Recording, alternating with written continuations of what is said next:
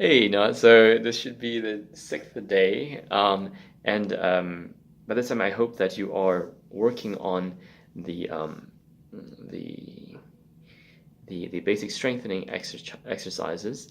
Um, all these strengthening exercises, you need to commit to them fully after you check for yourself through common sense and some research whether these kind of exercises will help you. Um, I I suggested these specific exercises because the way you hold the violin, your understanding of how you hold the violin, how you hold the bow, and all these things um, need to be well, the understanding will improve as you practice the physical strengthening as well. Because as you strengthen yourself so that you're actually physically able to stably do those exercises, um, as you find yourself stronger, you'll also be able to figure out your posture better. Because when you're not strong enough, it's just posture. Let's say, for example, you're trying to do a pull-up, and you simply cannot do a pull-up. And if you can't do a pull-up, it's just hard to think about the perfect posture of doing a pull-up while attempting to do a pull-up that you cannot do, right? So building that strength necessary is absolutely crucial. So I hope that you're sticking to the regime. I'm looking forward to your video. And then besides the strengthening exercises, uh, I wanted to suggest. I suggested to you in an email, but I would like to suggest again, remind you that this is around the time where you should put a lot of focus into to not just copying, but like emulating and seeing what makes the great players, and thus finding your goal. Because obviously, we want to talk about visualization, mental practice, practicing with goals, and all these kind of practice, attitudes and techniques and all that kind of stuff.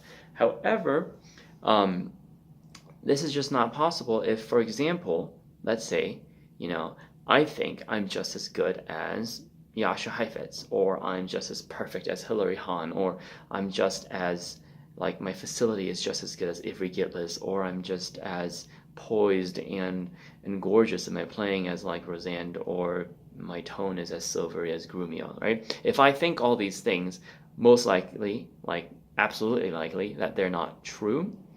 Um, so then you have your ear cannot discern, what goal you need to get to. So this is about the time where you need to focus a lot on. I would recommend finding one or two or a few at least of your favorite violinists, and figure out why, and figure out how they play, and focus a lot on their techniques. And then, if I ever teach you something that's different from what you think they're doing, you will at least have your favorite violinist, and then I can explain why I'm doing it differently, or you can decide, no, I'm going to go one way or another. This is much better than what happens to most of us when we just think, oh my God, I just like all these violinists. They're just all kind of awesome, and I just want to kind of all play like all of them. It's all really, really vague. So try to spend some time zeroing in on to put it in a bad way, like an idol for a violin, like legendary idol for you that you can look up to and really study. So really important to do that at this point as your strengthening week comes to a close. And yes, keep going on.